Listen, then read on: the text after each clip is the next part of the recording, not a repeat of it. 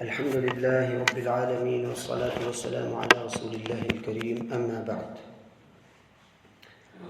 نامے پارے کا خلاصہ۔ نامے پارے کے شروع کے حصے کا تعلق پچھلے پارے یعنی 8ویں پارے کے آخر سے، جس میں نبیوں کے بارے میں گفتگو چل رہی تھی کہ جیسا کہ نوح علیہ السلام اپنی قوم کے پاس گئے، ان کو دعوت دی، انہوں نے جھٹلایا اور نبی کو گمراہ کہا، اللہ تعالیٰ نے ان پر اپنا عذاب بھیجا۔ اسی طرح عاد کی قوم تھی، ان کی طرف ہود علیہ السلام کو بھیجا گیا، انہوں نے بھی یہی معاملہ کیا۔ اور پھر سمود کے پاس صالح علیہ السلام آئے اور انہوں نے بھی اسی طرح بتایا اپنی قوم کو، اور انہوں نے جب جھٹلایا تو اللہ تعالیٰ نے عذاب بھیجا۔ اور لوط علیہ السلام کی قوم، جیسا کہ وہ مردوں کے ساتھ برائی کرنے کے مرتکب ہو چکے تھے، تو نبی کے منع کرنے پر بھی جب نہ منع ہوئے تو اللہ تعالیٰ نے ان پر عذاب کیا۔ اب یہ جو بات چل رہی تھی، مدین والوں کے پاس شعیب علیہ السلام کو بھیجا گیا تھا، اور ان میں جو برائیاں تھیں، جیسا کہ ناپ تول میں کمی کرتے تھے اور وغیرہ۔ اب اس پارے کے شروع میں بتایا جا رہا ہے، قال الملأ الذین استکبروا من قومہ لنخرجنک یا شعیب، کہ ان کے قوم کے جو متکبر لوگ تھے، بڑے سردار لوگ تھے، انہوں نے کہا کہ اے شعیب، آپ جو ہمیں دعوت دے رہے ہیں، ہم اس کے بدلے تمہیں ملک بدر کر دیں گے، ادھر سے نکال دیں گے تمہیں بھی اور جو آپ کے ساتھ ہیں، یا پھر آپ ہمارے دین پر لوٹ آؤ۔ اتنی سختی انہوں نے کی نبی پر۔ اور اس پارے کا جو آخر ہے اس میں ہے وَإِن تَوَلَّوْا فَاعْلَمُوا أَنَّ اللَّهَ مَوْلَاكُمْ، کہ اگر یہ منہ پھیرتے ہیں تو جان لو کہ اللہ تعالیٰ تمہارا ولی ہے، اللہ تعالیٰ تمہارا دوست ہے۔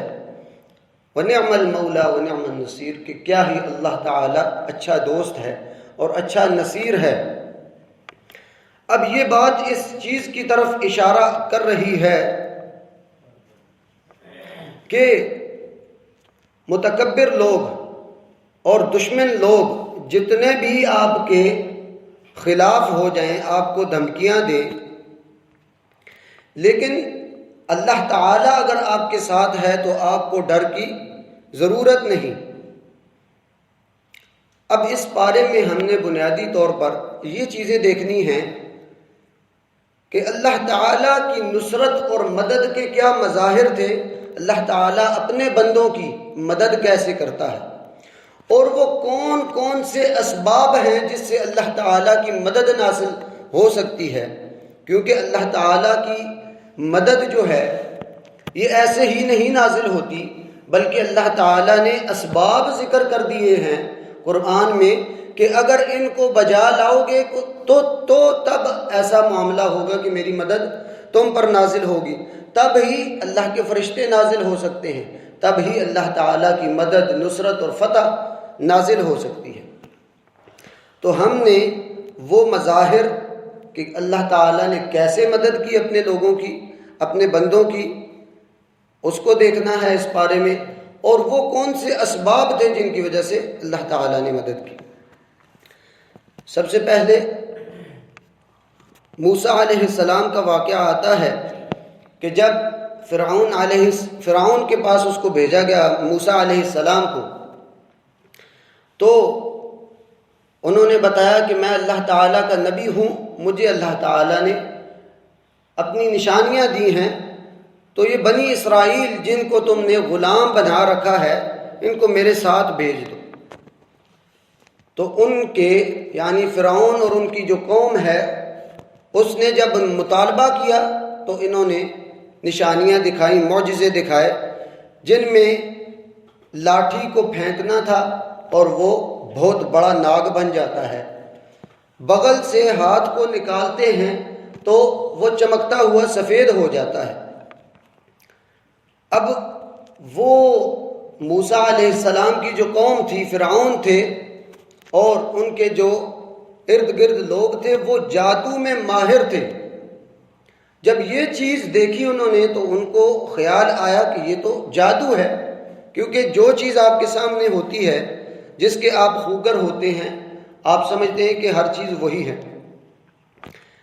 پورے ملک سے جادوگروں کو بلایا جاتا ہے اس کے موسیٰ علیہ السلام کے مقابلے میں،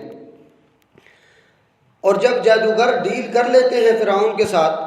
جب مقابلہ ہوتا ہے تو پہلے وہ اپنی رسیاں وغیرہ پھینکتے ہیں، لوگوں کی نظر بندی کر دیتے ہیں۔ جب موسیٰ علیہ السلام ہوتے ہیں جو اس بات کے ماہر ہوتے ہیں کہ لوگوں کو دھوکہ دے، ان کو پتہ ہوتا ہے کہ کیا سچ ہے اور کیا جھوٹ ہے۔ جادوگروں کو جب پتہ چلا تو وہ ایمان لے آئے۔ فرعون نے ان کو دھمکی دی، بھئی میں آپ کے ہاتھ پاؤں کاٹ کے آپ کو سولی پہ لٹکا دوں گا، لیکن ہے تو انسان دلیر بھی ہو جاتا ہے، کہتے ہیں کوئی مسئلہ نہیں ہے، ہمیں اللہ تعالیٰ کے پاس ہی جانا ہے نا، اللہ سے ہمیں بہت اچھی امید ہے۔ پھر وہ اللہ تعالیٰ سے مدد مانگتے ہیں اور اللہ تعالیٰ انہیں مدد دیتے ہیں، اور ان کے ہاں حکومت آتی ہے،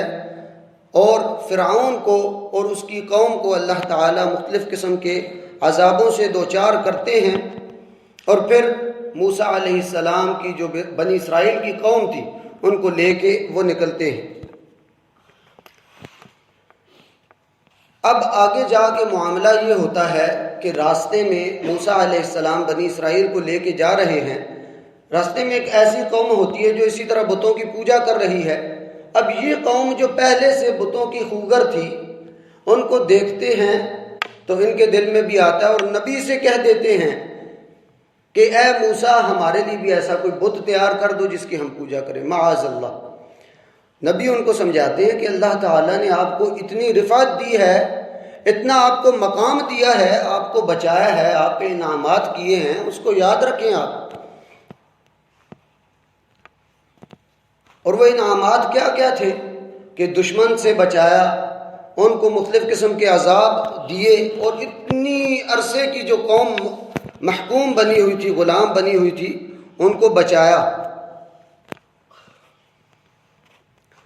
تو موسیٰ علیہ السلام ان کو سمجھاتے ہیں، اور اسی طرح وہ چلتے ہیں آگے۔ پھر تو موسیٰ علیہ السلام کی اللہ تعالیٰ سے جب بات ہوتی ہے، کلام ہوتا ہے، اور ان کو تورات دی جاتی ہے،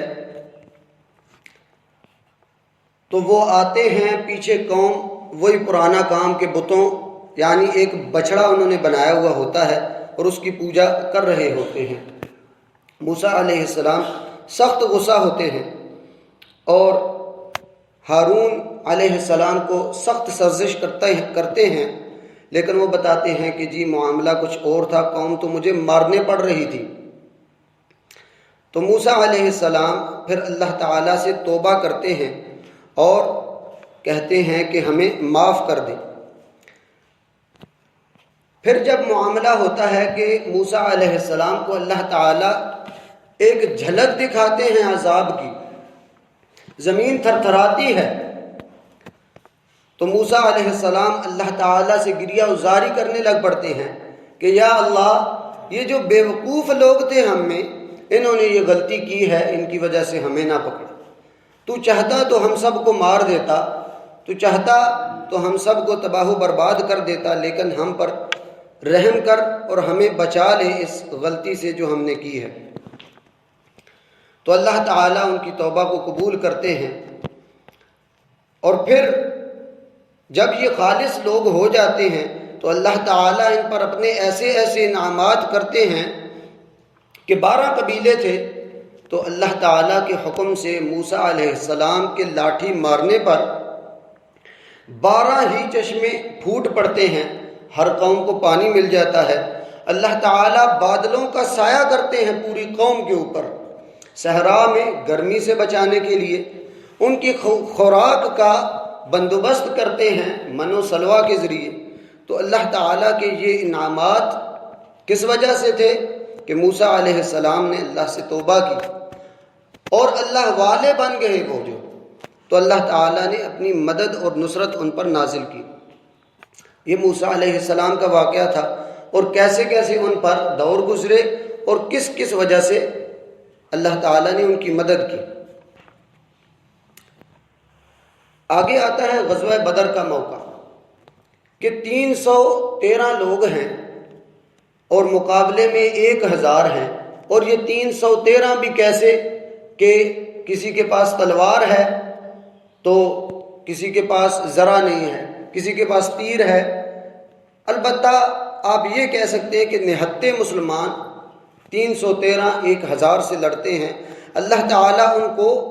نصرت اور فتح سے دوچار کرتے ہیں، اور ان پر اللہ تعالیٰ کی نصرت کیسے ہوتی ہے؟ اذ یغشیکم النعاس، یہ اللہ تعالیٰ کی رحمت میں سے ایک ہے کہ مدد میں سے بھی ایک ہے کہ ایک انسان کے اوپر سخت موقع ہے، جنگ کا موقع ہے، لیکن اللہ تعالیٰ ان کے دلوں کو مطمئن کر دیتے ہیں۔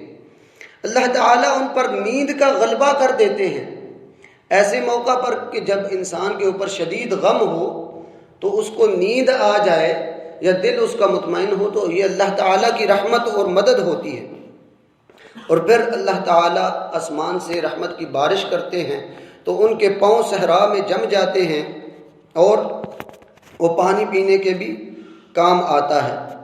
اور اللہ تعالیٰ ان کے پاؤں کو جما دیتے ہیں اور ان کی مدد کرتے ہیں فرشتوں کے ذریعے۔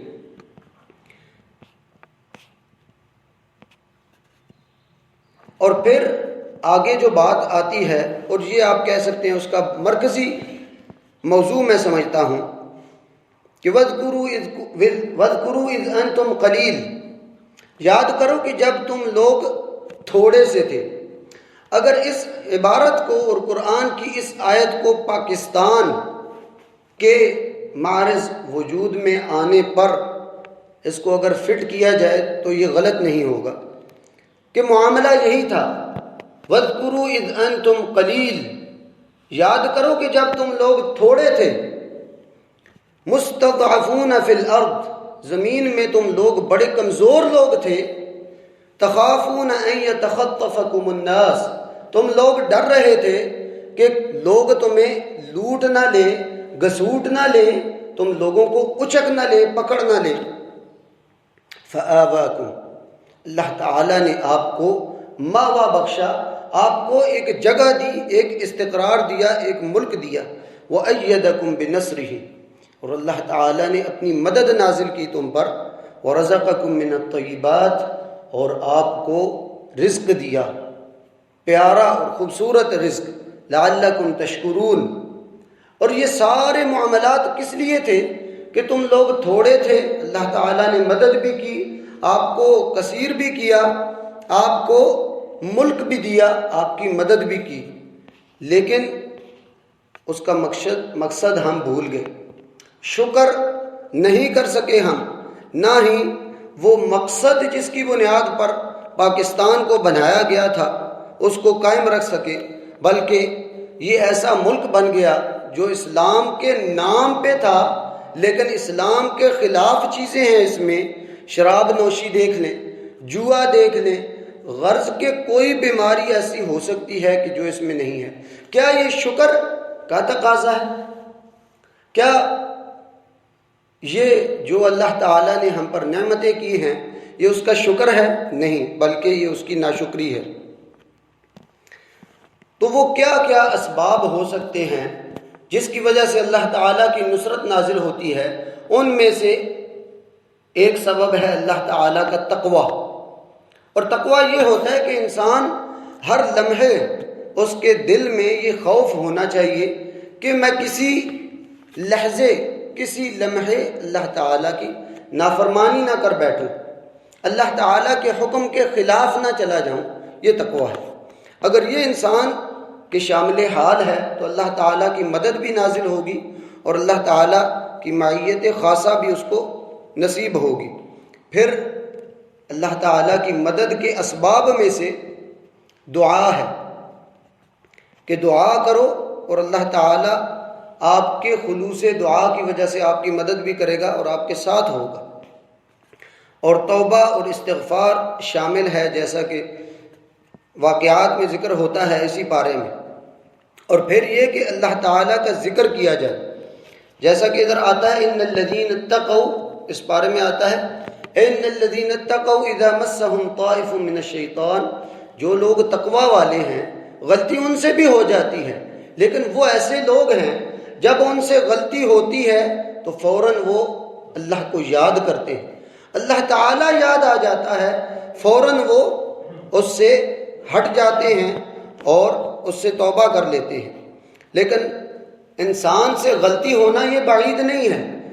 اس کا توبہ کرنا یہ اس سے بھی مستحسن عمل ہے اور اللہ تعالیٰ کی مدد کا موجب ہو سکتا ہے۔ اور پھر قرآن کا ادب کرنا یہ بھی اللہ تعالیٰ کی نصرت کا سبب یا اسباب میں سے ہو سکتا ہے۔ وَإِذَا قُرِئَ الْقُرْآنُ فَاسْتَمِعُوا لَهُ، قرآن جب پڑھا جائے اس کو غور سے سنو اور چپ رہو، لَعَلَّكُمْ تُرْحَمُونَ، یہ قرآن ایسی چیز ہے کہ جب انسان کو سمجھ آتا ہے تو اللہ تعالیٰ کی بڑی رحمتیں نازل ہوتی ہیں۔